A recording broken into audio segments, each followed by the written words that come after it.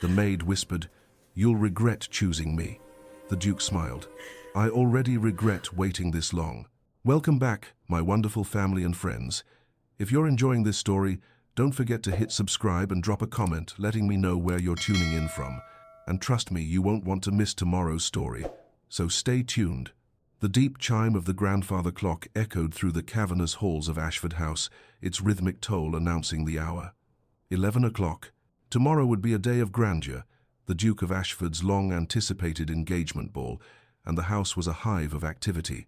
Servants scurried, their footsteps muted against the thick Persian rugs, their faces reflecting a blend of excitement and apprehension. The household staff, like clockwork, prepared the ballroom, while the kitchen hummed with the clatter of pots and the scent of delicacies being prepared for the evening. In the servants' quarters, Eleanor Thorne stood over Lady Victoria Pemberton's gown, her slender fingers deftly guiding the iron across the rich fabric, pressing out the creases with practiced precision. Her gaze remained fixed on the delicate material in her hands, the quietness of the task masking the turbulence of her thoughts. As the steam rose from the iron, it filled the small, dimly lit room, and for a moment, Eleanor allowed herself to breathe in the scent of clean linen and lavender that clung to the fabric. 3 years. 3 years of this silently moving through Ashford House, invisible to everyone but the servants. She had perfected her role as the dutiful maid, her life a careful dance of keeping her head down and her presence unnoticed. She had learned how to exist without being seen, how to serve without being remembered, how to love without hope. She placed the gown on the bed with the same care she would a fragile thing, though her heart felt far from fragile. Her love for Sebastian Sinclair, the Duke of Ashford, had been cultivated in the quiet, stolen moments she spent watching him from afar, the brief glances they shared in passing, the way he would sometimes nod at her during breakfast or acknowledge her with a smile. But each of those moments was fleeting, easily forgotten by him, and a constant reminder to her of a love that could never be. Her fingers absent-mindedly brushed against the locket hidden beneath her servant's dress, the small piece of jewelry she had worn since her mother's death. A tiny portrait of Charity Ashworth, her mother, was nestled inside, a reminder of the life she had once known. A life of privilege, a life of promise, before everything had come crashing down. Her father, Sir Thomas Thorne, had been accused of embezzling funds from a partnership with Lord Pemberton, Lady Victoria's father, and the scandal had shattered their lives. The Thorne estate was seized, their family name tarnished, and Eleanor had been reduced to this, a maid in the house of the man she loved. Eleanor's thoughts were interrupted by a sharp knock on the door. It was Margaret, Lady Victoria's personal maid, her face pale with panic. "Miss Thorne," she said, breathless, "you need to come quickly. Lady Victoria, she's gone. The room's empty, the window's open, and there's a ladder. What do we do?" Eleanor's heart skipped. She knew immediately what had happened. Lady Victoria had left. She had eloped. "No, no, it can't be," Eleanor whispered, her mind spinning. Her gaze fell to the vanity where Lady Victoria's engagement ring, nestled in its velvet box, lay beside a letter addressed to His Grace, the Duke of Ashford. "Eleanor, what do we do?" Margaret's voice trembled with fear. Eleanor's stomach twisted in knots, but she knew what had to be done. She had to deliver the letter. She had to do it herself, privately, before the whole house was aware of the scandal, before it consumed them all. She took a deep breath, forcing the weight of her emotions to settle into the pit of her stomach, and nodded. "I'll go to His Grace immediately. You stay here, don't speak of this to anyone." As Eleanor walked through the darkened halls of Ashford House, the weight of the night pressed down upon her. The grand portraits of the Sinclair ancestors seemed to watch her every step, their painted eyes following her as she passed. The thick carpets muffled her footsteps, and the silence around her was oppressive, as if the entire house was holding its breath. She moved past the rooms where Sebastian's wealth and heritage were on full display, the library, with its towering shelves of leather-bound books, the grand dining room, where delicate crystal chandeliers hung from the high ceiling, the study, where she knew he was working late, sorting through endless papers of estate business. Each step toward his study felt like a betrayal, and yet there was a part of her that couldn't help but feel a strange sense of relief that Lady Victoria was gone, that this charade had ended. Was she relieved for herself, or for Sebastian? Eleanor couldn't decide. For 3 years, she had observed him from the periphery of his life. She had watched him in the library, where he would read by the firelight, his face a mask of concentration.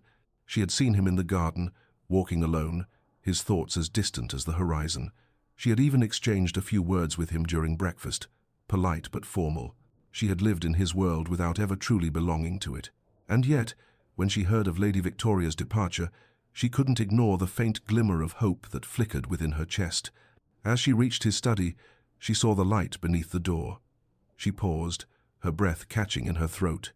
She could hear him moving inside, the rustle of papers, the quiet murmur of his voice as he muttered to himself, lost in the work that had consumed him for so long. Eleanor raised her trembling hand to knock, but before she could, the door swung open. Sebastian stood before her, his shirt sleeves rolled up, his face tired but still handsome in the dim light of the study. He looked surprised to see her, but his surprise quickly turned to concern. "Miss Thorne, it's nearly midnight. Is something wrong?" His voice was steady, but there was a hint of weariness beneath it. Eleanor swallowed hard, her throat tight. "Your Grace, I regret to inform you." Her voice broke slightly as she extended the velvet box with the ring and the letter. Sebastian's expression shifted from confusion to realization as he took the letter from her, his eyes scanning the words written by Lady Victoria. Eleanor stood there, holding her breath, waiting for his reaction. The silence in the room stretched, suffocating. She waited for him to explode in anger, for him to slam his fist on the desk and curse the woman who had betrayed him. She waited for his devastation, but instead, Sebastian looked up at her with an expression she had never seen before. His eyes were intense, hungry, desperate, and his voice, when he spoke, was soft, almost relieved. "Thank God." Eleanor's heart stopped. "Your Grace?" He rose from his desk, circling around it, his gaze never leaving her. He moved toward her with deliberate steps, his presence filling the room, overwhelming her. "Thank God she's gone. Thank God I'm free of that charade," he said, his voice rough with emotion. Eleanor took a step back, her mind reeling. "I don't understand." Sebastian stopped just before her, his breath warm against her face. His voice dropped to a whisper, filled with raw honesty. "Don't you? After 3 years, Eleanor, don't you know? I've been trying to forget you since the moment you entered this house. I cannot do it anymore." Her world tilted. The letter and ring box slipped from her nerveless fingers, falling to the floor with a soft thud. She stared up at him, her chest tight, her mind in a haze. "No, you cannot mean," she whispered, her voice breaking. And in that moment, Eleanor realized that everything she had guarded for so long, the love she had buried deep inside her, the hopeless longing, the pain had been mirrored in him all along. The silence between them hung heavy, pregnant with everything that had been said and left unsaid. The silence that followed Sebastian's confession clung to the room like smoke from a fire, thick and suffocating. Eleanor stood motionless, her breath shallow and her mind whirling, trying to process the flood of emotions that had crashed into her. The Duke, the man she had served in silence for so long, had just admitted that he loved her. It felt like a dream, one she had buried deep in her heart, never daring to hope it might become reality. Her heart raced as she took a cautious step back, her hand instinctively reaching for the edge of the doorframe. Her throat was tight, her voice caught in the web of disbelief and confusion. I can't believe it," she whispered, her words trembling. "You can't mean it. I'm just a maid, Sebastian. I'm nothing. I am not worthy of your love." Sebastian's eyes softened, and for a moment it seemed as though the weight of the world had settled on his shoulders. His posture remained relaxed, though there was a raw vulnerability in the way he looked at her, an honesty she hadn't expected. "Eleanor," he said gently, stepping closer, "I knew who you were the moment you entered this house. I knew you were Sir Thomas Thorne's daughter. I knew the truth about your family." Eleanor blinked in shock. "What do you mean? How could you have known?" Sebastian sighed, his gaze never leaving hers. He walked over to the desk and picked up a leather-bound folder, one he had been absent-mindedly flipping through earlier. He opened it, revealing documents, witness statements, and financial records. The weight of those papers in his hands seemed heavier than any physical object he had ever held. "I knew your father," he began, his voice low, as if the words themselves were painful to say. "I was just a young man, 24 years old, when Sir Thomas was ruined. I had heard the rumors, the accusations of embezzlement, but I always doubted them. I was friends with your father, Eleanor. I believed in his integrity." A flash of memories appeared before Eleanor's eyes, the image of her father, once proud and strong, now reduced to a shadow of himself. The pain of his fall from grace, the way his reputation had been destroyed, the way it had crushed everything she had ever known. "Then why did you give me the position?" Eleanor's voice cracked with emotion, her mind unable to comprehend the depth of Sebastian's confession. "Why hire me and make me serve Lady Victoria? Why put me through this hell these past 3 months? To watch you with her, to watch you marry her?" She choked on the last word, tears filling her eyes. Sebastian stepped toward her again, his face etched with anguish. "It wasn't about charity, Eleanor. It wasn't about guilt or pity. I wanted you near me.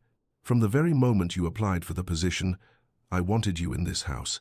But I told myself it was for the right reasons. I thought I could help, that I could provide for you and your family after what happened.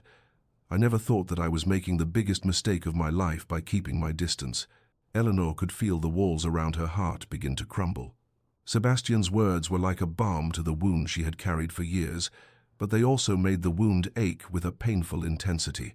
"I don't understand," she whispered, her voice barely audible. "Why didn't you just tell me? Why didn't you just—" She stopped, her throat tight with emotion. "Because I couldn't," he confessed, his voice strained. "I thought I could move on. I thought I could marry Lady Victoria, do the right thing by my title and my family, and forget about you. But every moment I spent with her, every moment I spent in her presence, I was thinking of you. I was watching you from the corner of my eye, wondering what it would be like to love you, to be with you." Eleanor's breath hitched. "Then why, Lady Victoria? Why marry her?" Sebastian ran a hand through his hair in frustration. "Duty, society, my grandmother. She is a woman of noble birth, an appropriate match for me, and I thought I could settle for that. I thought I could do what was expected, but every time I looked at her, I saw nothing but a woman I couldn't love. I saw her as a duty, not as a person I wanted to spend my life with." Eleanor took a shaky breath, her thoughts swirling. "You're telling me this now, Sebastian? After everything? After I've been serving her and watching you with her, watching you prepare for your engagement, after all the pain and humiliation? You expect me to believe this?" Sebastian's voice dropped to a whisper. "I know what I've put you through, Eleanor, and I am sorry. I can't undo the past, but I can change the future. I've loved you for so long, and I can't pretend anymore." Eleanor closed her eyes, the weight of his words pressing against her like a storm threatening to break. "I'm nothing, Sebastian. I'm a maid. I have nothing but this life, this position, and you're asking me to leave it all behind. You're asking me to ruin everything." He shook his head. "You're wrong, Eleanor. You are not just a maid. You're a woman of incredible strength, intelligence, and grace. You've spent years in the shadows, serving others, and never once have you allowed yourself to be seen for the incredible person you are. But I see you. I've always seen you, and I want to spend my life with you, not because of duty, but because I love you." Eleanor's heart ached as she listened to him, the truth of his words breaking through the walls she had built around herself. But despite the love she felt for him, there were still so many barriers in her mind, so many reasons why they could never be. "You'll regret this," she whispered, a tear slipping down her cheek. "You'll regret choosing me. I'm not the woman you think I am. I don't belong in your world." Sebastian's face softened, and he stepped closer, his eyes filled with quiet intensity. "I already regret waiting this long. I've spent 3 years pretending I didn't see you, pretending I didn't want you. But I can't do it anymore.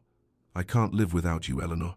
His words shattered the final defense she had left, and before she could stop herself, she found her lips trembling, her hand reaching out toward him. "Tell me to stop," Sebastian said, his voice thick with emotion. "Tell me this is madness, and I'll let you go. But if there's any part of you that wants this, that wants me—" Eleanor's breath caught in her throat as she stared at him, the raw vulnerability in his eyes making her pulse quicken. "I do," she whispered, her heart hammering in her chest. "God help me, I do." In that moment, every ounce of her resistance crumbled, and she found herself moving toward him, her lips meeting his in a kiss that was as desperate as it was passionate. 3 years of longing, of love unspoken, of silent suffering, were finally released in that moment. The kiss deepened, Sebastian's hands holding her with a fervor that matched the depth of his feelings. Eleanor responded in kind, her hands reaching up to cup his face, pulling him closer. The firelight flickered around them, casting dancing shadows on the walls as the world outside faded away. When they finally broke apart, both of them breathless and trembling, Sebastian leaned his forehead against hers. His voice was hushed, almost reverent. "Yes?" Eleanor, still reeling from the intensity of the kiss, nodded. "Yes, yes, I'll marry you, whatever the cost." Sebastian's face broke into a wide, genuine smile, the joy in his eyes like a beacon. "Tomorrow was to be my engagement ball. It still will be, but to you, Eleanor. To the woman I choose, not the one society chose for me." Eleanor felt a mixture of fear and exhilaration coursing through her veins. "They'll destroy us both." Sebastian's smile softened, but there was a fierce protection in his eyes. "Let them try. I'm the Duke of Ashford. I bow to no one." The distant sound of the grandfather clock struck midnight, and as the chimes rang through the study, Sebastian whispered, "It's tomorrow now, the day everything changes." Eleanor stood there, her hand clasped tightly in his, feeling a mix of terror and hope. The world outside might never accept their love, but here, in this moment, with Sebastian by her side, she was ready to face whatever came next. Together, the first light of dawn crept through the narrow gap in the curtains, casting a faint golden glow over Eleanor's modest room. It was a stark contrast to the night before, the soft warmth of the morning, illuminating a space that had felt like a prison, yet the events of the past hours had shattered every semblance of normalcy. Eleanor lay awake in her small bed, her body stiff beneath the covers, eyes wide open, staring at the ceiling. She hadn't slept at all, her mind trapped in a never-ending loop of memories, each one flashing by like an uninvited guest. Sebastian's confession, his kiss, the love she had denied herself for so long, now suddenly real. His words echoed in her head, over and over. "I've been trying to forget you since the moment you entered this house. I cannot do it anymore." Her heart, so tightly bound for years, had finally unfurled in that one desperate, heart-pounding kiss. But now, as the day crept in, so did the weight of her decision. What had she done? She had accepted the Duke of Ashford's proposal, a proposal that would defy every social norm, every expectation placed upon them both. Her world, her carefully constructed identity as a humble servant, had been thrown into chaos by one single moment of weakness. What scandal would she unleash? Her mind drifted to the consequences of her actions, the whispers, the judgment, the inevitable backlash. She could already feel the eyes of society burning through her, through every room in Ashford House, through every word that would be spoken in the coming days. Her father's memory, a man condemned by society for crimes he never committed, loomed large in her thoughts. Would he be proud of her, or would he turn in his grave, ashamed of his daughter's choice to marry a duke, to be tied to a man of such standing? Eleanor gripped the edge of the blanket, her nails pressing into the fabric, as if trying to ground herself in some form of reality. She owned nothing but her servants' dresses, no dowry, no family to support her, no standing in society. The notion of becoming the wife of the Duke of Ashford seemed both impossible and absurd. It was a dream, a fairy tale, and she was merely a spectator in it. But as much as her mind sought to deny it, the reality was undeniable. She had accepted his love, and now there was no going back. Suddenly, the quiet morning was broken by a knock at the door, followed by the familiar voice of Mrs. Davies, the housekeeper. "Miss Thorne," she called, her voice urgent but muffled through the door. "Lady Victoria's absence has been discovered. His Grace has been informed." Eleanor's heart lurched. The shock of the previous night was still fresh in her veins, but now the chaos of the household had begun. The servants would whisper. The gossip would spread like wildfire, and it would be impossible to keep the secret of what had transpired last night from reaching the ears of those who mattered most. "Come in," Eleanor said, her voice hoarse from the weight of her thoughts. The door opened, and Mrs. Davies stepped inside, her face drawn with worry. "Miss Thorne," she repeated, her hands wringing together. "The household is in chaos. Lady Victoria has disappeared." Mr. Thornton found the letter and informed His Grace. "There's talk of a scandal. The ball. It will be cancelled. What will happen to us now?" Eleanor rose from the bed, her movements stiff and slow. "What will happen?" she murmured to herself, half in disbelief. She glanced down at the engagement ring that had fallen to the floor beside her, still lying there from the night before, and felt the weight of it settle in her chest. "The Duke," Mrs. Davies pressed. "He asked for you, Miss Thorne. His Grace has requested your presence in the morning room. Eleanor's stomach twisted. The thought of facing Sebastian again, so soon after the intensity of the previous night, filled her with dread. She had expected the world to crumble around her, but she hadn't anticipated this moment, the moment when she would have to confront the consequences of her choice. What had she truly agreed to? The morning room, Eleanor repeated, though the words tasted foreign in her mouth. Mrs. Davies seemed to sense her hesitation. He's waiting for you, Miss Thorne. His Grace. He's not angry. But there's something more. Something I'm not sure you'll want to hear. The mention of his name stirred something deep inside Eleanor. She could not stop herself from thinking of the desperate confession he had made, of the way his lips had touched hers, as if time and duty had fallen away between them. But now, with the light of day shining on her, everything felt different. She gave Mrs. Davies a faint nod, her heart heavy with uncertainty. "I will go," she said softly, her voice barely above a whisper. The corridors of Ashford House were still and quiet in the early morning light, the echoes of her footsteps muffled by the thick carpets that lined the floor. As she walked toward the morning room, Eleanor's mind raced. The house that had once seemed so majestic now felt oppressive, its grandeur a reminder of the life that would never be hers. The portraits of Sebastian's ancestors, all stern faces in dark, gilded frames, watched her as she passed. Her eyes flickered toward them, but she quickly looked away, as if she might betray something with a single glance. The door to the morning room loomed ahead, and Eleanor's nerves began to fray. She had no idea what she was walking into, no idea what Sebastian expected from her now. She had wanted him, yes. She had kissed him, and the world had felt both right and wrong in that instant. But now, the reality was more complicated than she could have ever imagined. She reached for the door handle, but just as her fingers brushed it, the door opened before her. Sebastian stood in the doorway, his face weary, yet somehow soft with concern. But behind him, there was someone else, a woman of impressive stature, wearing a rich, dark gown, her silver hair neatly pulled back into a tight bun. The Dowager Duchess Marianne Sinclair, Sebastian's formidable grandmother. Eleanor froze, her hand still on the doorframe. The Dowager's sharp, assessing gaze fixed on her immediately, and Eleanor felt an unexpected wave of discomfort, as if she had been caught in an act of transgression. But the Dowager's expression didn't reflect disapproval. Instead, it seemed almost knowing. "So this is Miss Thorne," the Dowager said, her voice smooth and deliberate. I wondered when Sebastian would finally admit the truth. Eleanor's heart skipped in her chest. The truth? What truth? Sebastian stepped aside, motioning for Eleanor to enter. His voice was careful, though there was an underlying tension in his words. "Eleanor, I'd like you to meet my grandmother, the Dowager Duchess Marianne Sinclair." Eleanor gave a curtsy, instinctively lowering her eyes. "Your Grace," she said, her voice uncertain. The Dowager's sharp eyes seemed to take in every detail, Eleanor's posture, the way she held herself, the faint remnants of last night's chaos still visible in her disheveled appearance. There was no malice in the older woman's gaze, just a quiet, knowing curiosity. Sebastian's voice interrupted Eleanor's thoughts. "I confessed everything to her this morning. She knows about you, about your family. I told her everything, Eleanor." Eleanor's heart hammered in her chest. "You told her?" Sebastian nodded, a flicker of regret passing through his eyes. "I couldn't keep it from her any longer. I needed her counsel."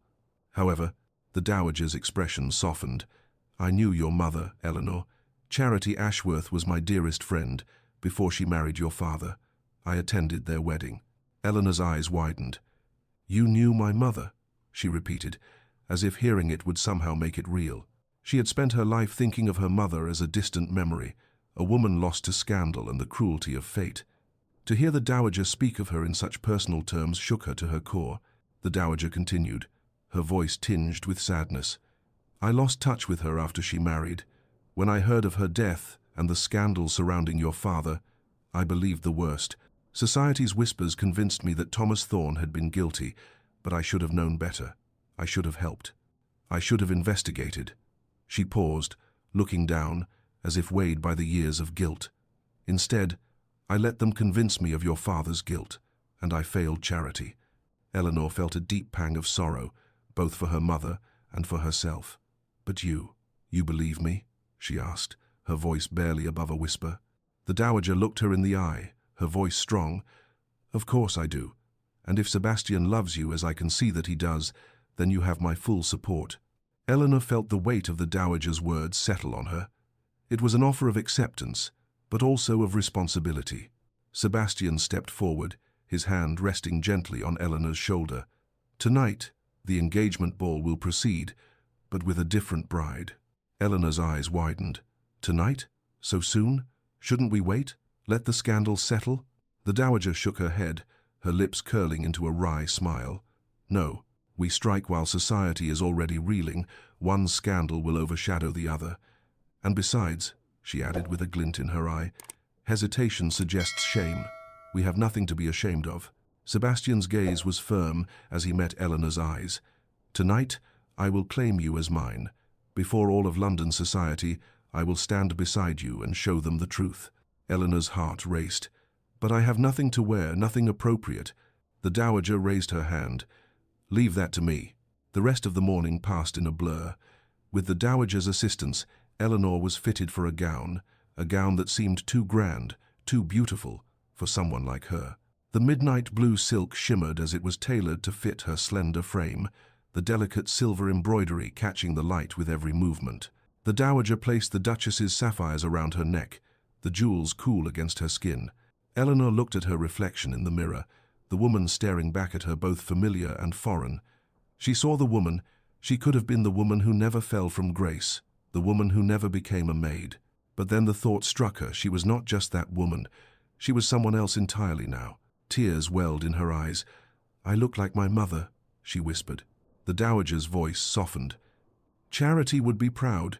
You are her daughter, Eleanor. Don't forget that." As the evening drew nearer, Eleanor stood by the window, looking out over the grounds of Ashford House, her heart a tumultuous mess of fear and resolve. The night ahead would change everything. Would they truly be able to stand against the world? Sebastian appeared in the doorway, his breath catching in his throat as he saw her. "You're magnificent," he whispered. Eleanor turned toward him, unsure whether she was ready for what was about to happen. But when he extended his arm, offering it to her, she took a steadying breath and replied, "No, but I'll do it anyway." The grand ballroom of Ashford House was bathed in a sea of candlelight, the shimmering glow bouncing off gilded mirrors and crystal chandeliers, casting a warm golden light over the assembled guests. The orchestra's strings hummed softly in the background as the most eligible of London's elite gathered in anticipation of what was meant to be the event of the season, the Duke of Ashford's engagement ball. But the air, thick with opulence, was also heavy with whispers, as the absence of Lady Victoria Pemberton, the supposed bride-to-be, cast an uncomfortable pall over the proceedings. Guests murmured among themselves, their voices carrying the weight of a scandal not yet revealed. It wasn't just that Lady Victoria had failed to appear, it was the shock of her disappearance, of the sudden, unfathomable choice she had made. The rumors that Lady Victoria had eloped with Captain Hartley from the cavalry were spreading like wildfire, and the speculation grew more rampant with every passing moment. Would the Duke cancel the ball? Would he appear at all? How could such a public humiliation be faced? Some guests already seemed to have abandoned hope, sneaking away in haste, eager to avoid the disgrace of the evening. Lord and Lady Pemberton, it was whispered, had fled to their country estate to avoid the disgrace, but they had left behind the whispers of their involvement in the mess. The only certainty was that Ashford House, normally a bastion of dignity and wealth, was now a stage for an unexpected tragedy. The orchestra played on, oblivious to the mounting tension in the room. Champagne flutes clinked, delicate porcelain dishes filled with treats were passed from hand to hand, and laughter, forced, nervously polite, rippled through the crowd. But it all felt hollow, empty, and then, as the night dragged on, the Duke made his entrance. Sebastian appeared at the top of the grand staircase, his tall figure commanding immediate attention. He was alone, and the sudden hush that fell over the room seemed to echo across the walls. The murmurs stopped, the gossip cut short, and every gaze was fixed on him. Dressed in his formal evening attire, Sebastian seemed a figure of regal restraint, his dark hair slightly mussed from a long day, his sharp jawline set in a mask of cold propriety. But even as he stood there, a figure of quiet authority, something about him felt different tonight. The Duke was no longer just a man who was used to getting his way. Tonight, he was a man who had been broken by the forces of fate and duty, yet was standing defiant in the face of those forces. His voice, when he spoke, was calm, but there was a slight crack to it, an emotional weight that none of the guests expected. "My lords and ladies," Sebastian began, his gaze sweeping over the crowd. "Thank you for attending what was to be my engagement celebration." A quiet murmur ran through the room, some guests shifting nervously in their places, others trying to catch a glimpse of what would happen next. They were all expecting him to announce a postponement, to declare that, of course, Lady Victoria had fallen ill, or that the ball would be rescheduled for another day. A few even expected a public expression of anger, the kind of noble rage that one would expect after such a public humiliation. But Sebastian did neither. The silence deepened as Sebastian paused, allowing the weight of the moment to settle on his guests. "And it remains so," he said, his voice unwavering as his gaze flicked over the gathered crowd. "Though not to the lady you expected." The silence that followed was deafening. Confusion rippled through the room as the guests exchanged puzzled glances. The announcement had been as unexpected as the elopement itself. Some of the more cynical minds among the crowd began to wonder, was this some sort of last-minute jest? Sebastian, with a calmness that defied the circumstances, gestured toward the stairs. "May I present my intended bride?" Eleanor's heart nearly stopped. She had been standing in the shadows, hidden from view, her breath shallow, her palms clammy. She had no idea that Sebastian would proceed with the ball, let alone make such a bold statement. The reality of what she was about to do, a truth that had only begun to settle in her mind after Sebastian's proposal the night before, hadn't truly hit her until this moment. The guests stared, transfixed, as Eleanor stepped into view. Her midnight blue gown, rich and heavy, with silver embroidery that caught the candlelight, swirled around her as she moved, the soft rustle of fabric, the only sound in the room. The dowager's sapphires sparkled at her throat, the cool gemstones resting heavily against her skin. For a moment, the room seemed to hold its breath. The recognition came slowly, but it did come. Murmurs erupted from the crowd. "Is that the maid?" someone whispered. "Lady Victoria's personal servant? Surely not." Eleanor's face flushed, and she felt the weight of every gaze in the room. The shock and disbelief were palpable. Her heart thundered in her chest, the anxiety nearly overwhelming. She had never in her life been so visible, so exposed. Every step she took felt like an eternity. The grand staircase seemed longer with each descending step, the eyes of the elite following her every move. She could feel the weight of their judgment, the scrutiny they placed upon her every gesture. Was she walking too slowly? Was she too fast?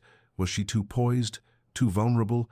Her legs trembled beneath her, but then she felt Sebastian's hand at the small of her back, steadying her. His touch was firm but gentle, grounding her in the storm of emotions swirling around her. "Don't let them see you're afraid," he whispered, his voice a balm against the growing panic inside her. Eleanor looked up at him, meeting his eyes. His gaze was steady, his jaw clenched as he looked down at her, but there was something else, something softer and more intimate in the way he held her.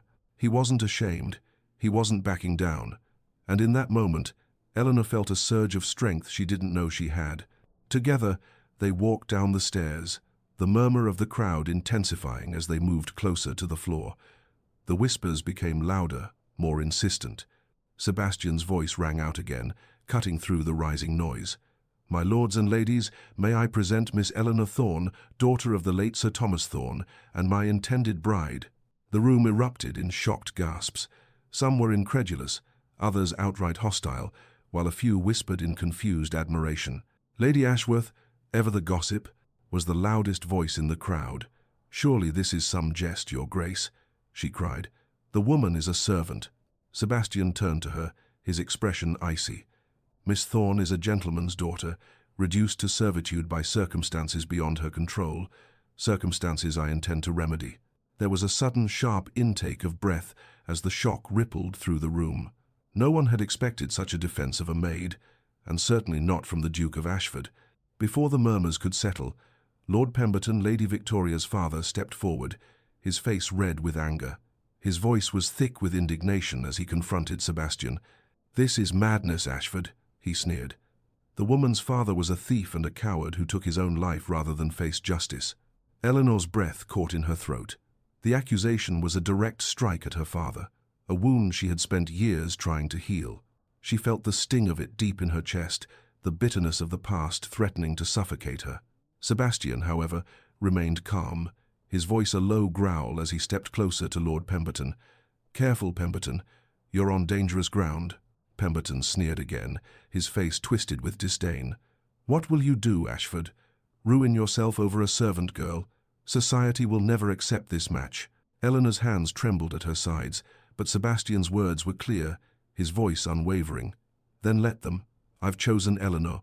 I stand by my choice, no matter what they think." The Dowager Duchess stepped forward, her voice commanding the attention of the room. "Eleanor Thorne is the daughter of my dearest friend, Charity Ashworth. I have known her family for decades." The revelation sent a ripple through the ballroom. The Dowager was not one to be trifled with, and her endorsement carried weight. "Any who question Miss Thorne's character or breeding will answer to me," she declared with sharp finality. The room seemed to shift as half the guests, unsure of what to believe, began to exit, their hasty departures a mixture of indignation and curiosity. Lord Pemberton, unable to tolerate the sight of the woman he had sought to destroy, stormed off in a fury, vowing retribution. But there was a new energy in the room now. Some guests remained, drawn by the spectacle of defiance. Among them was young Lady Charlotte Waverley, a known rebel in society, who approached Eleanor with a sly smile. "How wonderfully scandalous," she exclaimed. "You're the most interesting thing to happen to society in years." The music resumed, hesitantly at first, then swelling into a familiar waltz. Sebastian, without missing a beat, took Eleanor's hand and led her onto the dance floor, ignoring the remaining whispers. "You're doing beautifully," he whispered in her ear as they danced. "Don't let them see you're afraid." Eleanor's heart raced, the weight of the moment pressing down on her. "I'm terrified," she admitted. "Half of London just walked out." Sebastian's grip on her tightened, his gaze steady and determined. "Good. Those are the ones who don't matter. The ones who stayed are the ones with either courage or sense." The ball continued into the night, but the guests who remained were fewer than expected. The Duke's proclamation and the shocking nature of his choice had split the crowd, but a new tension filled the air, one of curiosity, perhaps even admiration. Sebastian, his arm around Eleanor, raised a glass for a toast. "To my bride-to-be," he said, his voice strong. "A woman of courage, dignity, and grace. Society may question my choice. I do not." Eleanor, her heart heavy with the weight of what was happening, realized that the scandal had only just begun, and their fate had already been sealed. As the night unfolded, a footman approached Sebastian with a letter, and his expression darkened as he read the message. Eleanor's heart sank. "What is it?" she asked softly. Sebastian clenched his jaw. "A message from my solicitors. Lord Pemberton has filed a legal petition to block our marriage, claiming you're mentally incompetent and that I'm under undue influence. He's fighting back." Eleanor's breath caught. "It's beginning." Sebastian's response was cold and resolute. "Let it begin. We'll finish it." The morning after the engagement ball, Ashford House stood in a quiet that was almost unnatural. The echoes of laughter, the faint music, and the murmurs of scandal had all faded, replaced by a tension that hung thick in the air. Eleanor had not slept. She lay in her small servant's room, her body stiff from the weight of what had transpired. The events of the night before the public declaration, the kiss, the scandal played over and over in her mind, but the bright light of day only magnified her uncertainty. She had been thrust into a world she wasn't sure she belonged in, but there was no going back. No matter how much she wished to erase the night and its consequences, she couldn't. The Duke had chosen her. He had made his choice before all of London society, and now they would bear witness to the fallout of that decision. Her thoughts were interrupted by the sound of voices in the hallway. She sat up, the reality of the situation weighing down on her shoulders as she pulled the covers off her body and slowly dressed in her plain, simple attire. She felt a world apart from the glittering gowns and sparkling jewels she had worn the night before. There was no time to dwell on the enormity of the situation, though. Sebastian was already facing a storm, and Eleanor had a role to play in it. In the Duke's study, the morning light streamed through the tall windows, illuminating the faces of several men gathered around the long oak table. Mr. Blackwood, Sebastian's lead solicitor, sat at the head, his expression grave. Next to him were two investigators, Mr. James Crawford, a sharp-eyed man in his 40s, and another solicitor, Mr. Reynolds. All of them were absorbed in the weight of the legal battle that had already begun. Eleanor entered quietly, her heart pounding in her chest. Her presence was a silent acknowledgement of the tension that filled the room. She barely registered the polite nods of the men as her gaze locked on Sebastian. He was standing by the fireplace, staring into the flames, his jaw set in a hard line. "Miss Thorne." Mr. Blackwood greeted her with a nod. "Please, take a seat. We're just about to discuss Lord Pemberton's strategy." Eleanor moved to a chair near the desk, her eyes flicking between the men. Her pulse quickened as the subject of the conversation became clear. The battle had already begun, and it was only a matter of time before the public would know just how far Lord Pemberton was willing to go to discredit them both. Mr. Blackwood's voice was calm, but Eleanor could hear the undertones of frustration in it. Lord Pemberton's legal petition is straightforward, but insidious. His first attack will be on Miss Thorne's competence to marry. He's already insinuating that her reduced circumstances indicate mental deficiency. Eleanor felt the sting of his words deep in her chest. Reduced circumstances. She, who had spent her life in servitude, trying to bury her pride and her past, was now being painted as incapable, as less than. The weight of that accusation settled on her like a stone in her stomach. Sebastian's fury was palpable. He slammed his fist down on the desk, his voice low but full of barely controlled rage. He's trying to paint Eleanor as either an imbecile or a scheming seductress. Both are lies. Lies to cover up his own crimes. "So," Mr. Blackwood nodded grimly. "Indeed. The second prong of his strategy is to question your judgment, your grace. He'll claim that you are suffering temporary insanity due to the humiliation of Lady Victoria's elopement. It's a weak argument, but we must be prepared to counter it." Sebastian's gaze never wavered. "Let him try. The truth will come to light, no matter how hard he fights it." Mr. Blackwood continued, his voice becoming more pragmatic. "The third and most dangerous attack is the accusation of undue influence. Pemberton will claim that Miss Thorne manipulated you, that she seduced you for your title and fortune. It is the most damaging argument he can make." Sebastian's fists clenched, his eyes flashing with anger. "That's absurd. Eleanor would never—" "I know, Your Grace," Mr. Blackwood interrupted gently. "But we must be ready. We have to prove Eleanor's character, her intelligence, her integrity, in every way possible. We must go on the offensive." Eleanor, though sitting quietly, felt her heart thud painfully in her chest. She couldn't bear the thought of Sebastian being dragged into this mess any longer. She couldn't bear to see him painted as a fool, manipulated by her. She had already given him enough trouble, enough scandal. She had never wanted this, but now it seemed there was no way to stop the tide of it. Sebastian turned to her then, his expression fierce but tender. "Eleanor, I've already been investigating your father's case. I've been gathering evidence of Pemberton's embezzlement for 6 months now." Eleanor's breath caught in her throat. "What?" Sebastian stepped forward, placing a hand on the back of the chair beside her. "Your father was innocent, Eleanor. I've compiled everything. The financial records, the forged documents, the witness testimonies. It's all here." Eleanor's eyes widened in shock. "You've been investigating my father's case." The weight of his words pressed down on her, and her mind reeled. "But why didn't you tell me sooner?" Because I wanted to be sure," Sebastian replied quietly. "I wanted to have the evidence before I confronted him, before I told you." Mr. Crawford, who had been quietly reviewing some papers, spoke up. "We've made progress, Your Grace, but the evidence is still circumstantial. We need more before we can go to trial. We need to prove that Lord Pemberton not only ruined Miss Thorne's family, but that he did so with deliberate malice." Eleanor stood up abruptly, the rush of emotion sweeping over her like a wave. "What can we do? How do we prove it?" Sebastian's face softened. "We'll find the proof. I won't stop until your father's name is cleared." Just as Sebastian was about to speak again, Eleanor's gaze landed on a folder lying open on the desk, papers spilling out in disarray. One of the pages caught her eye, a name she recognized. It was her father's name. "Wait," she said, her voice trembling as she leaned over the papers.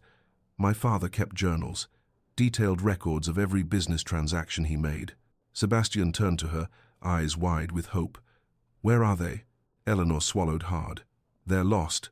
When he died, everything was seized. The entire estate was sold. I don't know where the journals went. Mr. Crawford, ever the investigator, tapped his pen against his lip thoughtfully.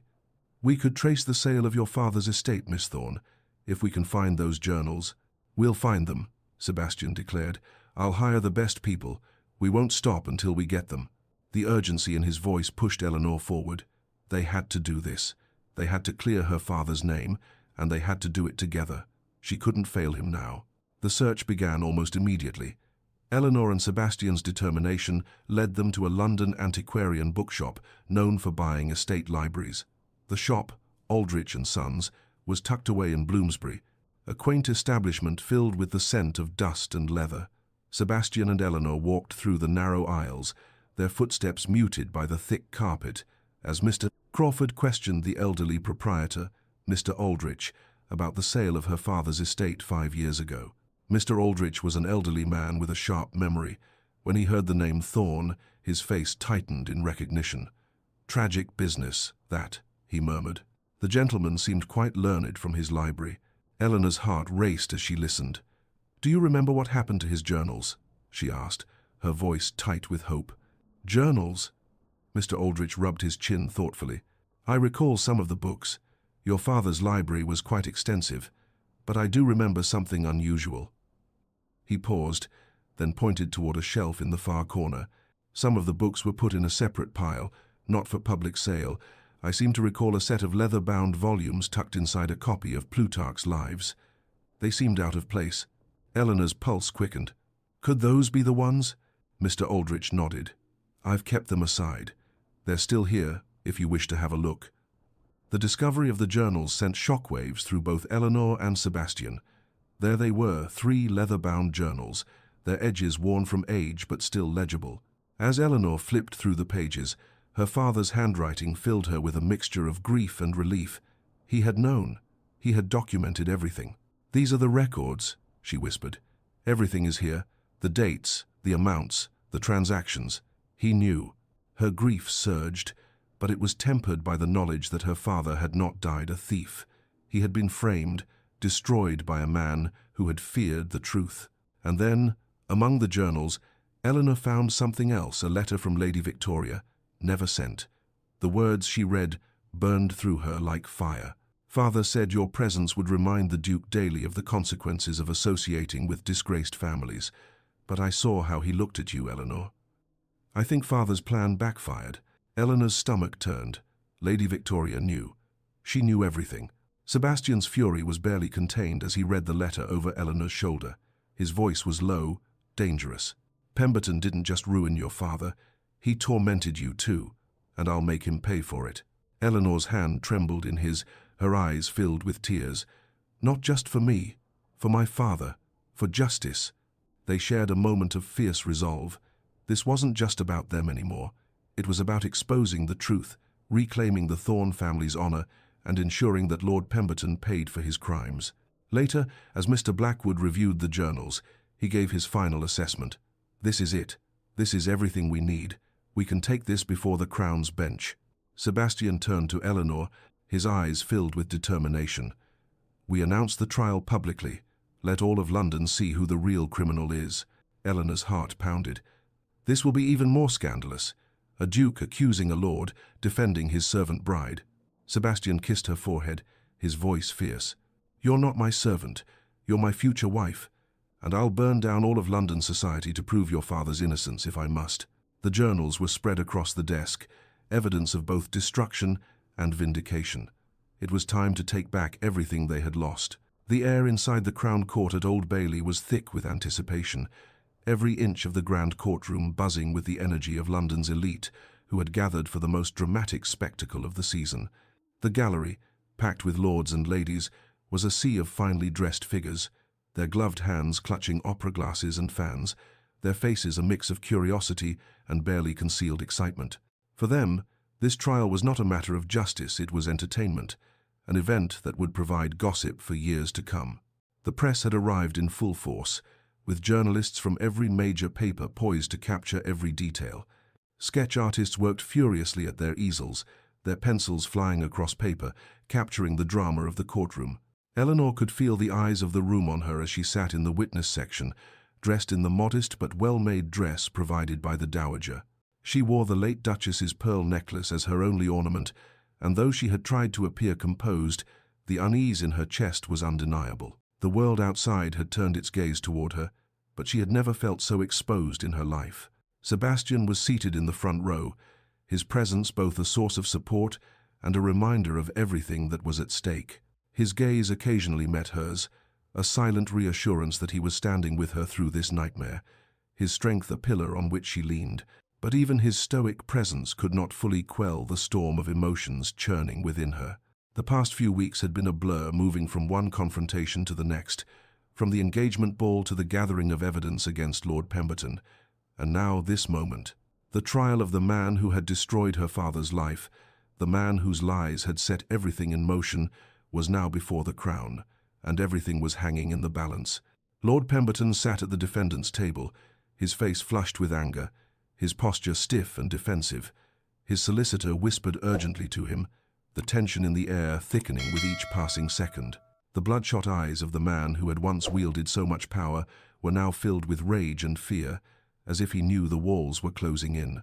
Sir Edmund Hartley, the Crown's prosecutor, stood at the front of the courtroom, his voice calm and measured as he began to present the evidence. He was a man of sharp intellect, used to handling cases with the gravity of this one. As he spoke, his words rang out clearly, drawing the attention of the entire room. "We begin with the records," he said, holding up one of the journals that had been uncovered in the investigation. The courtroom fell into a hushed silence as the pages were turned for all to see. "This," Sir Edmund continued, "is the personal ledger of Thomas Thorne, a man whose life was destroyed by the actions of the defendant, Lord Pemberton. Over a period of 5 years, Lord Pemberton embezzled more than £50,000 from the Thorne-Pemberton shipping partnership, systematically stealing from his business partner. The defendant sought to cover his tracks by planting evidence that made it appear as if Mr. Thorne had been the thief." A ripple of shock passed through the gallery as the details unfolded. Eleanor sat still, her hands clenched tightly in her lap. She had spent years believing her father had been guilty of the crime he had been accused of. The journals, the evidence that Sebastian had gathered, had given her the truth she had longed for. But hearing it now, so publicly, was like an open wound. The pain of her father's disgrace and the injustice he had suffered came rushing back in full force. The defendant's crime was not just one of financial theft. Sir Edmund's voice cut through her thoughts. It was a carefully orchestrated plan to ruin Mr. Thorne's reputation, and when the victim sought to expose the truth, Lord Pemberton struck first, using his power to accuse Mr. Thorne of embezzlement. He ruined the Thorne family's name and destroyed everything they had. The prosecution's case was damning, the evidence irrefutable, but the defense would not go down easily. Lord Pemberton's solicitor rose to his feet, his expression one of practiced calm, though Eleanor could see the frustration bubbling beneath the surface. He was a man who had defended the most powerful of clients, and he would not be easily undone by what had been presented so far. "Ladies and gentlemen of the jury," he began, his voice smooth but carrying an edge of hostility. "We are told that these journals, these conveniently discovered journals, are the key to this case. But let us consider the timing. The very documents needed to save the Duke from scandal were found just as His Grace requires them. How convenient." Eleanor's breath hitched as the solicitor turned toward her, his eyes narrowing. "Isn't it possible, Miss Thorne, that these journals were fabricated to suit the needs of the Duke? Perhaps they were conveniently created to legitimize an improbable rise from maid to duchess." Eleanor's heart clenched, but she did not flinch. She had seen this before. This was the tactic of powerful men who refused to let go of their control. "And what of your father, Miss Thorne?" the solicitor continued, his voice cold and dismissive. "Isn't it true that Thomas Thorne was an unreliable businessman, that his suicide was evidence of his guilt? He could not live with the shame of his actions." Eleanor's hands trembled, but she kept her composure, unwilling to let them paint her father in the same light as Lord Pemberton. Her voice, when it came, was low but firm.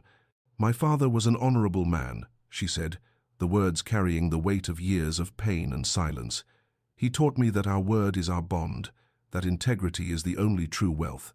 When he was accused, he was devastated not by the loss of money, but by the loss of his good name. My father did not steal. Lord Pemberton did." The defense attorney sneered but did not respond. It was clear he had not expected such a direct response from Eleanor. But the damage was done. The seeds of doubt had been sown, and the jury would be forced to weigh the conflicting arguments carefully. Eleanor was called to the stand.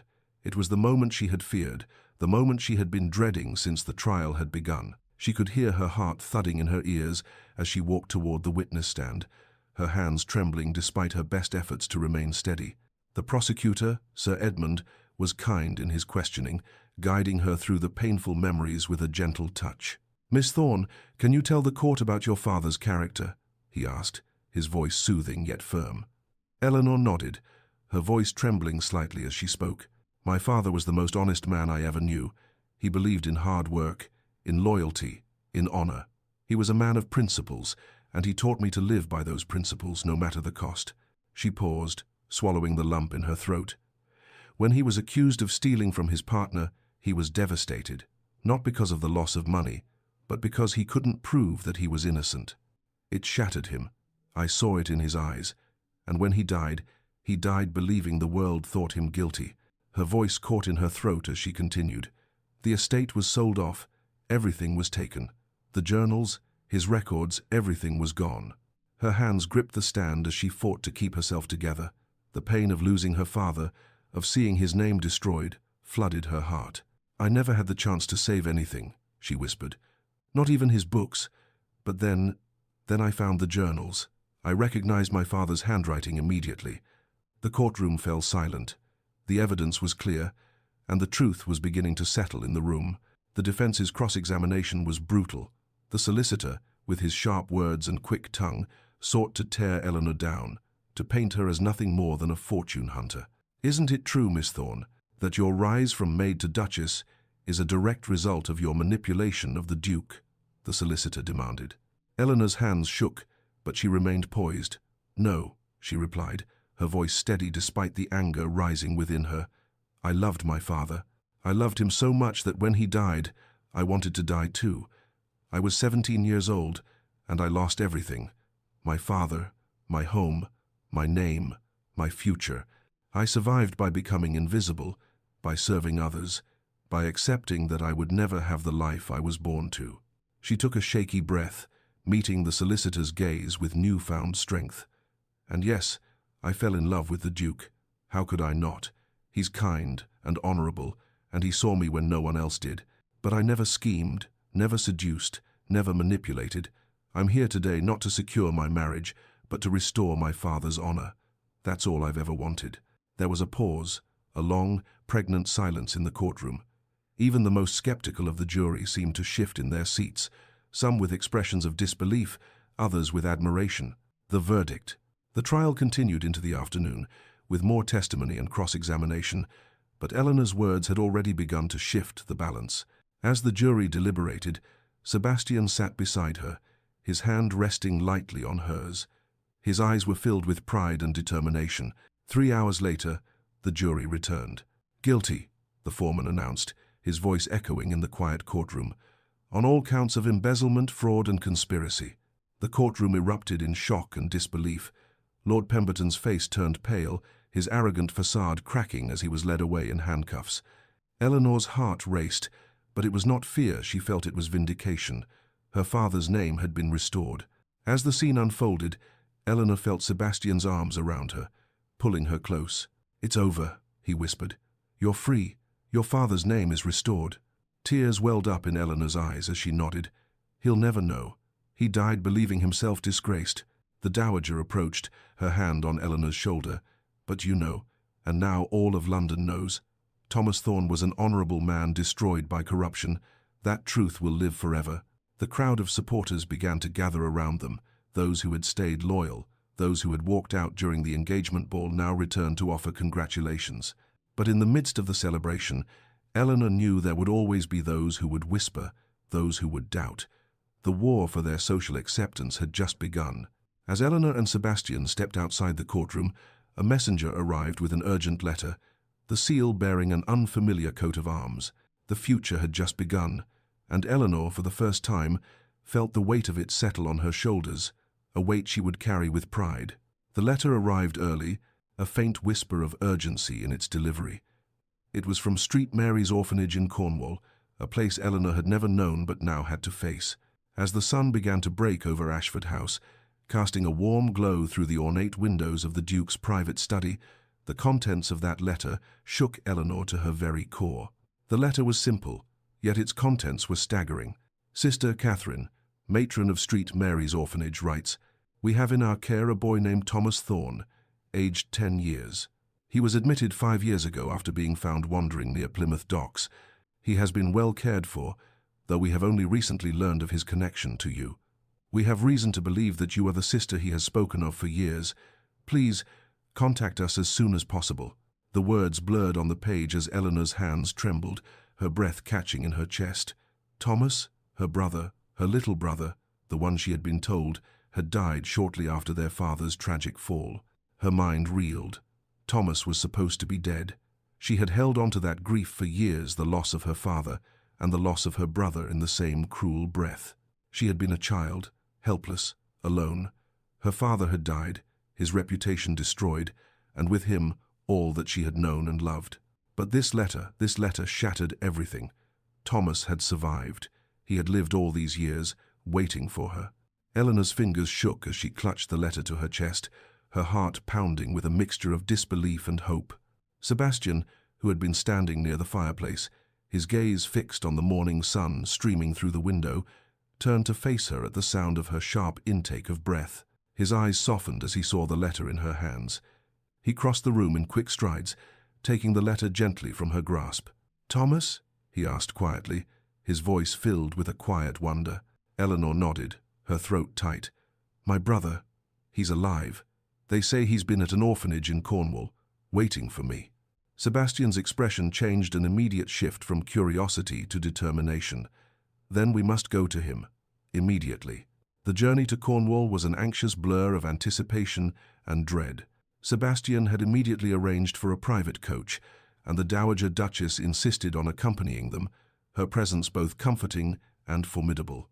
She sat across from Eleanor in the carriage, her sharp eyes filled with an expression Eleanor could not decipher. As the carriage rolled through the countryside, Eleanor stared out the window, her thoughts consumed by the little boy she had lost, her brother, the last piece of her family. The night before had been filled with declarations of love, of promises made, but this was different. This was something that belonged to no one but her, something she had not expected to find, something she had not dared hope for. Memories of Thomas flooded her mind, the sound of his small voice calling her name when they had been children, the way he had clung to her when their world fell apart. "Don't leave me, Ellie," he had said. Those words haunted her. She had never meant to leave him, never meant to abandon him, but the cruel fate of their family had separated them. Sebastian, ever perceptive to her moods, reached over and took her hand, squeezing it gently. "We'll find him, Eleanor," he said, his voice soft yet firm. "We'll bring him home." Eleanor gave a weak smile, nodding, though the fear of what she might find gnawed at her insides. What would Thomas be like now? Had he suffered all these years? She couldn't even begin to imagine the life he had led, the pain he must have endured. She clung to the hope that he had survived, that he had waited for her, just as she had always waited for him. The journey took longer than expected, and as they neared the orphanage, Eleanor could feel the tension building within her. The building was a stark stone structure overlooking the sea, cold and imposing. Its windows were small, and the children pressed their faces against them as the carriage approached, their eager eyes curious about the visitors. Eleanor's heart pounded in her chest as she stepped down from the carriage, her legs unsteady. The Dowager followed closely behind, her presence a silent anchor in the sea of uncertainty Eleanor felt. Sister Catherine, the matron of the orphanage, greeted them at the door, her face kind but lined with concern. "Miss Thorne," she said gently, "we've kept him safe all these years. He's been waiting for you. He remembers you." Eleanor's throat closed as she nodded, unable to speak. She followed Sister Catherine through the dim, narrow halls, her feet heavy with anticipation. At the end of the hall, in a small, sparse dormitory, a boy sat on a narrow bed, a battered book in his hands. His hair was dark, unruly, and his small frame seemed even thinner than she remembered. Eleanor's breath caught in her throat. "Thomas?" she whispered, her voice breaking. The boy looked up, his eyes wide with disbelief. The recognition was instantaneous. His face, so familiar yet older now, looked up at her with a mix of hope and fear. "Ellie," he asked in a trembling voice, "is it really you?" Tears blurred Eleanor's vision as she rushed toward him. The moment their arms wrapped around each other, everything else faded away. The years of separation, the grief, the sorrow, all of it seemed to vanish in that single moment. "I knew you'd come," Thomas whispered, his small hands clutching her as if afraid she might disappear. "I knew you didn't forget me. I told them you'd come." Eleanor's chest tightened. She hadn't known what to expect, but hearing his voice, seeing him again, was more than she could bear. She had failed him. She had believed he was dead, but he had been waiting for her all along. As they sat together on the narrow bed, Thomas's voice trembled as he recounted the years of separation. "After Father died, they took me away," he said quietly, his eyes darkening with the memory. "They told me you were dead, Ellie. They said I was alone. They put me in a workhouse in London. But then, a kind gentleman came." Eleanor's breath caught in her throat. "A kind gentleman?" "Yes, he promised he would take me to you, that you would be waiting for me." Thomas's eyes clouded with confusion. "But instead, they brought me here.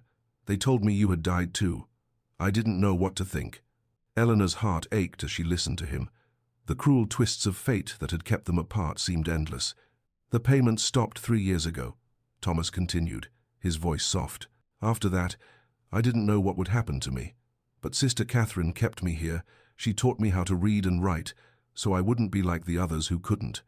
The relief in Eleanor's heart was bittersweet. "You survived, Thomas. You're here. You're alive." She reached out to touch his cheek, her fingers trembling.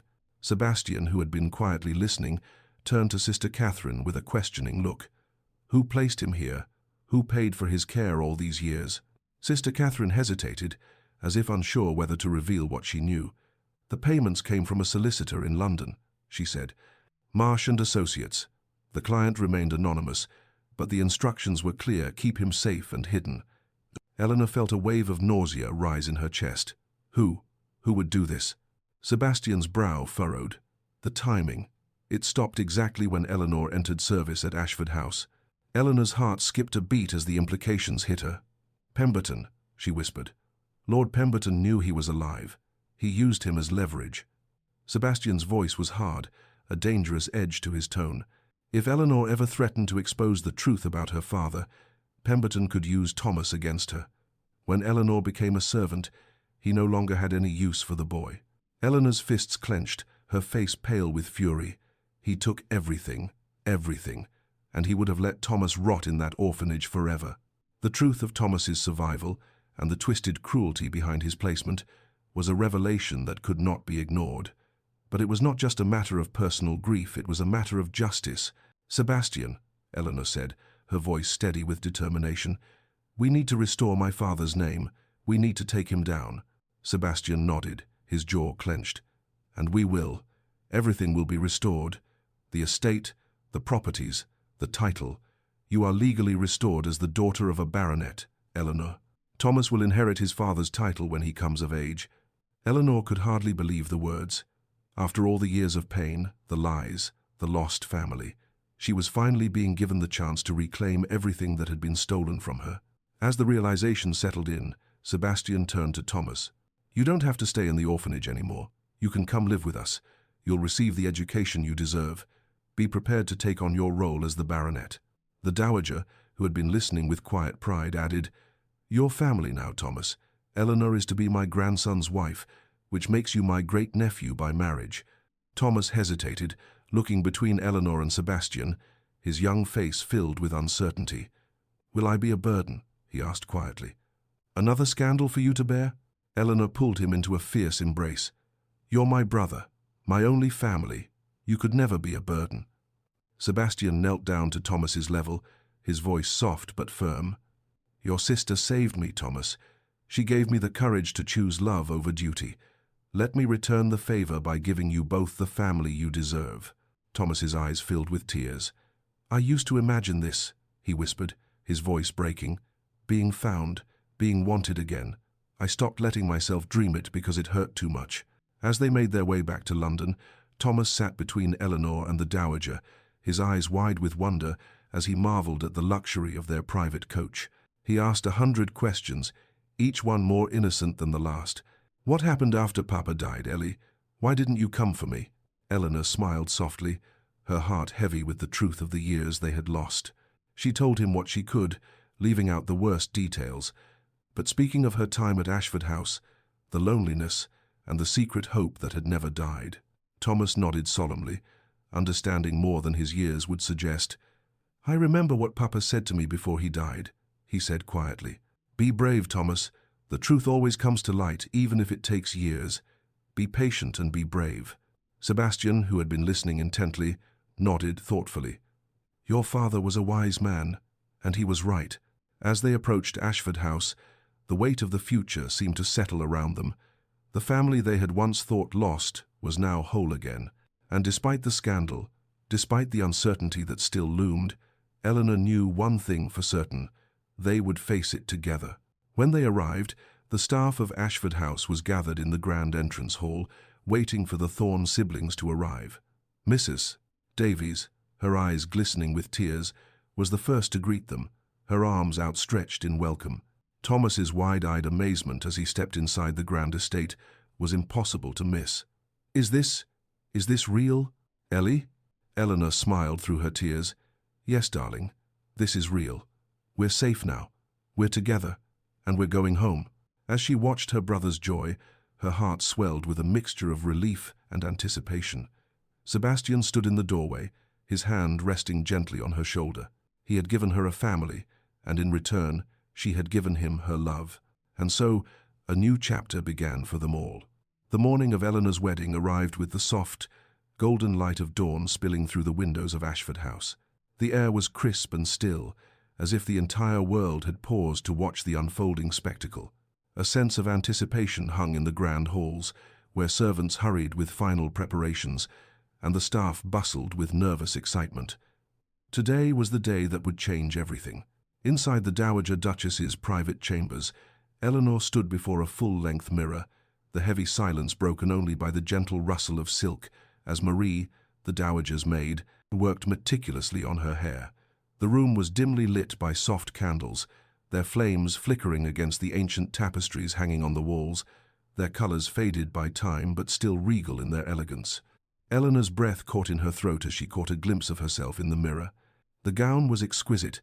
It was ivory silk, with a delicate lace overlay that shimmered softly like the lightest mist at dawn. The late Duchess's wedding gown, now altered to fit Eleanor's slighter frame, was transformed into something new, a symbol of her own transformation, from a maid to the future Duchess of Ashford. Marie's hands were gentle but precise as she swept Eleanor's hair up, pinning it with pearl pins that gleamed softly in the dim light. The tendrils of hair that framed Eleanor's face were left loose, curling softly, creating an ethereal, timeless look. And then, the final touch, the veil. The antique Bruges lace, a family heirloom that had passed from generation to generation, was draped over her head like a cloud of history, linking her to the women who had worn it before her. Eleanor's hands trembled as she reached up to touch the lace, the weight of the moment settling on her. Her transformation was surreal. The quiet, humble servant she had once been seemed so distant now, a mere shadow in the face of what was happening. The Dowager, standing by the window, watched her with a mixture of pride and melancholy. She spoke quietly, her voice tinged with emotion. "My daughter-in-law wore this gown," she said, her voice breaking slightly. "Now you do. You honor her memory." Eleanor's heart tightened, her gaze falling to the floor as she absorbed the weight of the words. She had never imagined such a moment, and yet here she was, standing on the precipice of everything she had once thought impossible. Her father's memory, her mother's absence, the pain of her fall from grace, all of it seemed to blur in this moment of intense change. "I never thought I would be here," Eleanor whispered, her voice soft with awe. "You're here, Eleanor," the Dowager replied, her tone firm, yet filled with affection. "And you're exactly where you're meant to be." Eleanor stood alone for a moment, staring at her reflection in the mirror. She barely recognized the woman before her, the gown, the jewels, the air of nobility that surrounded her. It all felt so foreign, so strange, and yet so right. From Sir Thomas Thorne's daughter to destitute orphan, from servant to bride. She had come so far, but the road had not been easy. It had been marked by loss, by scandal, and by the enduring weight of her family's disgrace. But it had also been marked by love, love that had been given freely, love that had been fought for, and love that had restored everything she had once thought lost. Eleanor's hand drifted to the locket she wore beneath her gown, a small, delicate piece of jewelry that held the portrait of her mother. Her mother, Charity Ashworth, who had once been a lady of high society before the world turned its back on her. Her father's death, his wrongful disgrace, had shattered her world. But now, as she stood in this room, on the threshold of her new life, Eleanor knew her father would have been proud. He would have loved Sebastian, the man who had shown her that love could heal even the deepest wounds. But as she stood there, staring at her reflection, there was a pang of regret, of sadness. She wished her father could see her now. She wished he could know the truth that his daughter had been restored, that the name Thorn had been cleared, and that love had won. The soft sound of the door opening brought her out of her reverie. A small voice broke through her thoughts. "Ellie, you look like a princess." Eleanor turned, her heart swelling at the sight of her young brother Thomas, standing in the doorway. He was dressed in his new page's outfit, a small but growing figure of dignity and pride. His face was serious for a moment, before breaking into a grin. Eleanor laughed, her heart lightening at the sight of him. "Not quite, darling." "A duchess," she replied, her voice soft with affection. Thomas's face grew more serious as he stepped forward, his eyes searching hers. "Are you happy? Really happy?" Eleanor's breath caught in her throat. She hadn't been asked this question before, not by Sebastian, not by anyone. She had buried her fears, buried her uncertainties in the whirlwind of the past few weeks. But now, with Thomas looking at her so intently, she had no choice but to face the truth. "Terrified," she whispered, "but yes, gloriously happy." Thomas smiled softly, his youthful understanding of the world perhaps more profound than he realized. "Then I'm happy for you, Ellie. I knew it would be all right." The chapel was an intimate, private space, far removed from the grand celebrations that society would expect for such an occasion. It was the family chapel, the place where Sebastian had once prayed for his family, and now it would be the place where he would marry Eleanor. The air inside was cool, the ancient stone walls holding the weight of centuries of Sinclair history. The light from the stained glass windows filtered through, casting colorful patterns on the stone floors, a reminder that even in darkness there could be beauty. The guests were few: the Dowager Duchess, Thomas, Mrs. Davies, and a handful of close friends and family. Among them was Lord Hartwell, a quiet supporter of Sebastian's choice, and surprisingly, Lady Charlotte Waverley, who had been one of the few who had stayed at the ball despite the scandal. Most of society had turned its back on them, and yet this was the wedding that mattered, the one that would mark the beginning of a new life for Eleanor, one filled with love, acceptance, and a future of her own making. Eleanor stood at the entrance, her heart pounding in her chest. She was alone, for there was no father to give her away. Her eyes flickered to Thomas, standing near the altar, his small face serious as he waited.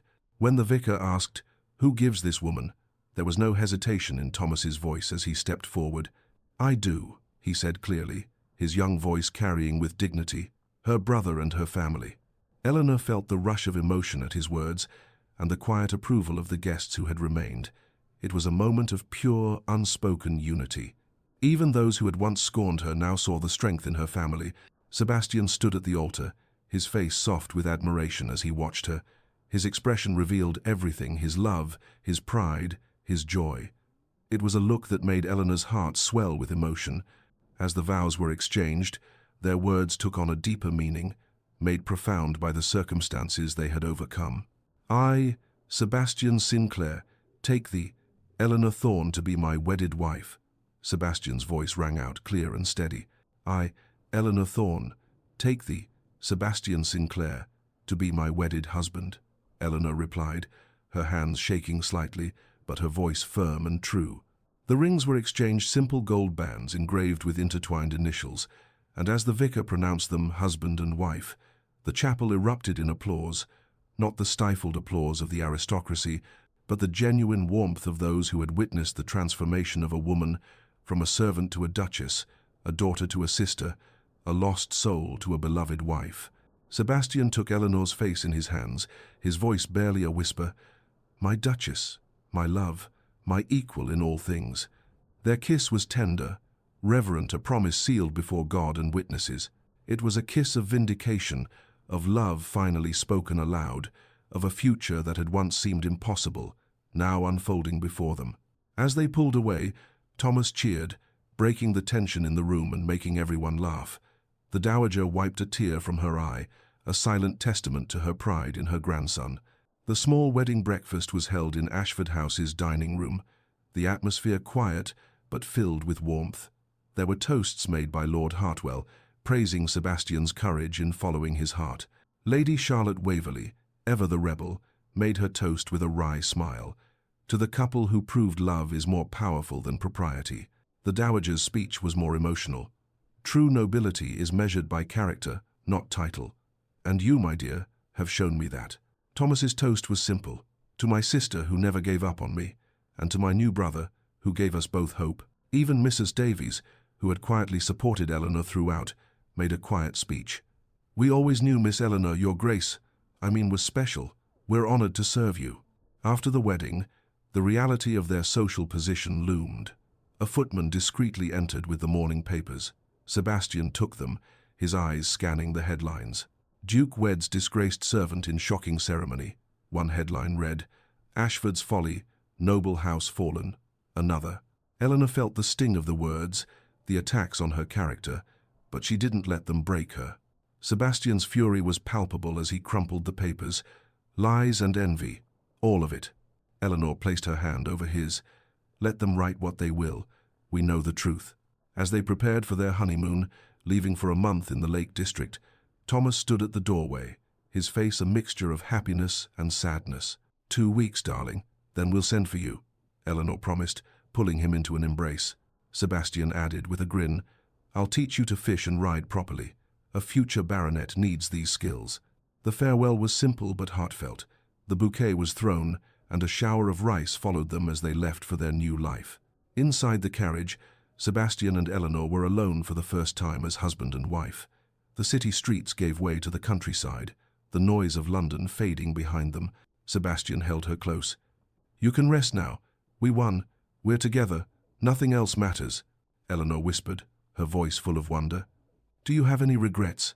Now that it's done, do you regret choosing me? Sebastian's response was fierce.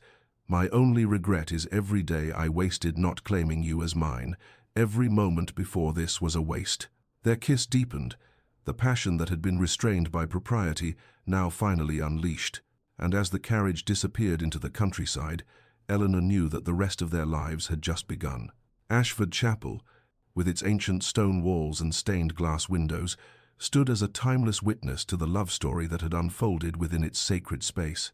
The sun had dipped low in the autumn sky, casting a soft golden hue through the windows, turning the chapel's interior into a sea of warm colors.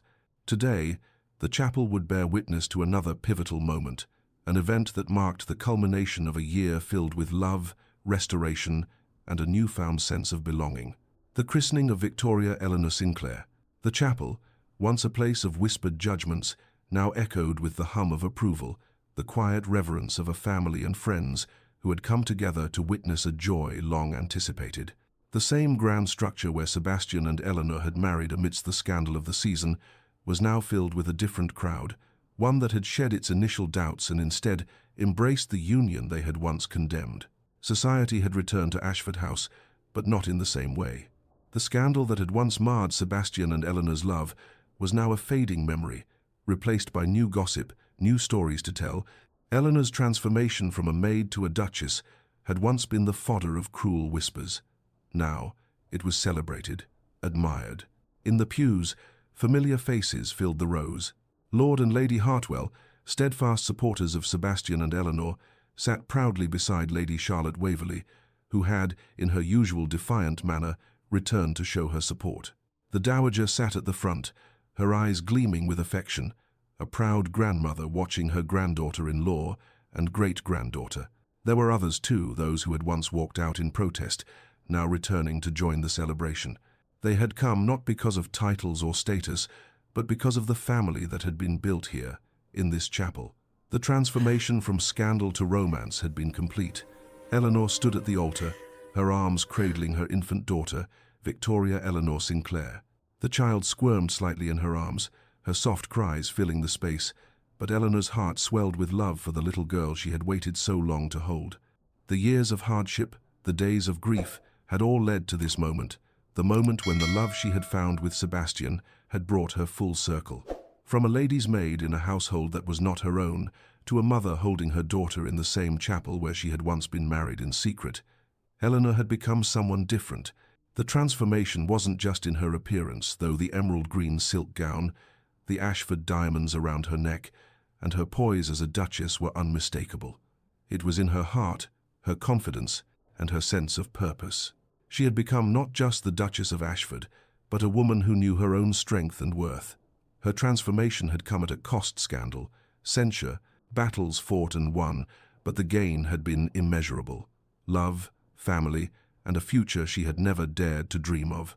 She looked down at her daughter's peaceful face, feeling the weight of her mother's locket beneath her gown, a small, constant reminder of her origins, her mother's love, and the journey that had brought her to this place. As the guests watched, a hush fell over the chapel. The vicar began to speak, his words a soft murmur of grace and redemption. But Eleanor's thoughts drifted back to the past, to her father's untimely death, to the long years of servitude. She wished he could see her now. He would have loved Sebastian, and he would have been proud of her, the daughter who had survived the deepest depths of disgrace to find herself here.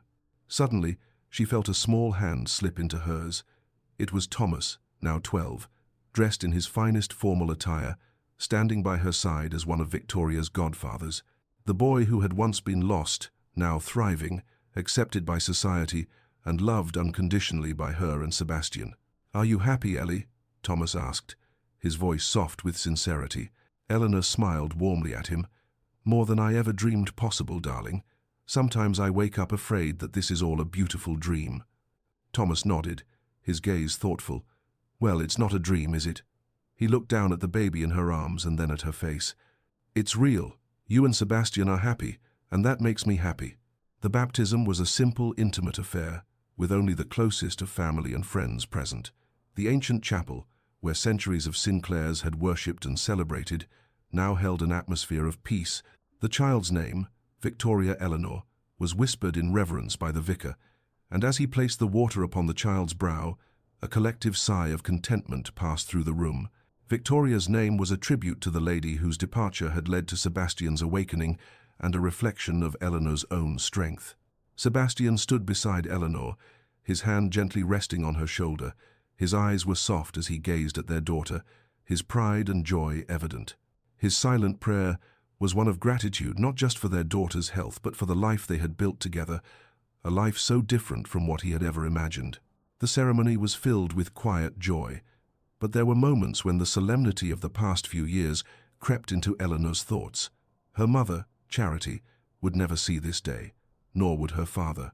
The reception at Ashford House was held in the ballroom, the same room where their engagement had once been announced, to gasps of shock and outrage. The ballroom, however, now held a different energy. The guests were here not out of obligation, but because they had accepted the truth of the union between Sebastian and Eleanor. Lady Pemberton, Victoria's mother, was conspicuously absent. She had been relegated to a small pension after her disgrace, her husband imprisoned for his role in the schemes that had destroyed Thomas Thorne's life. The irony was palpable. Victoria, who had once thought herself superior, had fled with her cavalry captain husband to India, far away from the wreckage of her family's reputation. Victoria's letter had arrived weeks ago, a note of apology of sorts. She had congratulated Eleanor and Sebastian for their happiness, though the words were thinly veiled with regret. "I'm happy in my choice," she wrote. "I'm glad you found happiness in yours. Perhaps we were all meant to end up exactly where we are." Eleanor smiled faintly, the bitterness of the past dissolving as she held her daughter in her arms. She had nothing to prove to Victoria, nothing to regret. Her journey had led her here, and that was enough. As the evening wore on, society matrons approached Eleanor, eager to befriend her now. The very women who had once whispered behind her back were now smiling in her presence, their words full of forced warmth. Eleanor accepted their overtures with grace, knowing that their approval was as fickle as the wind. A young lady, uncertain and eager, approached Eleanor with curiosity. Your Grace, how did you endure the scandal? I'm facing my own difficulties. Eleanor smiled softly, her voice gentle but firm. With dignity, faith, and the support of those who truly love you, society's judgment is temporary, your integrity is permanent. Her words rang out, not as a boast but as a quiet declaration. Eleanor had learned the hard way that the world's judgment held no weight against the strength of one's character. Sebastian watched from across the room, his gaze never leaving Eleanor. The love he had once kept hidden was now free, evident in every glance, every touch. You were right to fight for her, Lord Hartwell remarked, his voice warm with admiration as he observed Sebastian watching Eleanor. Look at her. She's magnificent. Sebastian's response was simple but filled with conviction. She always was. Society just couldn't see it through their prejudice. 7. His heart swelled with pride. The battles they had fought, the enemies they had made, had all been worth it. His amazement was palpable. He had almost let fear and duty rob him of this happiness. The Dowager Duchess stood with Victoria in her arms, her smile radiant. She had been a quiet force in their journey, a guiding hand that had not faltered when society sought to tear them apart. You've honored her memory, the Dowager said to Eleanor, her voice thick with emotion. You've restored your father's name, and you've built a family rooted in love. Eleanor felt a lump form in her throat as she turned to the Dowager. I wish she could have seen this, Eleanor said, her voice barely above a whisper. The Dowager took Eleanor's hand, her eyes soft with understanding. I was afraid, you know, when Sebastian first told me he wanted to marry you, not because of who you were, but because of what society would do to you both. Eleanor nodded, her heart full. But you didn't fail me. You supported us. The Dowager's smile was tinged with both pride and nostalgia. You were stronger than my fears, and now look what you've built. As the evening wore on and guests slowly trickled out, Eleanor found herself alone in the nursery, Sebastian by her side. Their daughter, Victoria, slept peacefully in her cradle, her tiny breaths filling the room with a sense of peace they had long sought. Sebastian wrapped his arms around Eleanor, his voice soft. Happy, my love. Eleanor's eyes filled with tears as she looked at him. More than I ever dreamed possible. Sometimes I wake up afraid this is all a beautiful dream. Eleanor. Sebastian pressed a kiss to her forehead, his words reassuring. It's real. You're the Duchess of Ashford, mother of my child, love of my life. This is our reality. Eleanor's heart swelled with love, and she allowed herself to lean into him, the weight of the past lifting with each breath she took. As they looked out over the London skyline, with the city now a silent witness to their love, Eleanor felt the finality of their journey. The world that had once rejected them now accepted them. Together, she whispered, feeling the strength of Sebastian's arm around her. Thank you so much for watching this journey unfold. If you enjoyed the story of Eleanor and Sebastian, don't forget to give this video a thumbs up and subscribe for more captivating tales. Share your thoughts in the comments below. What part of their journey resonated with you the most? And if you're craving more stories filled with love, drama, and unexpected twists, hit that notification bell so you never miss an episode. Until next time, keep believing in love's power to overcome any obstacle.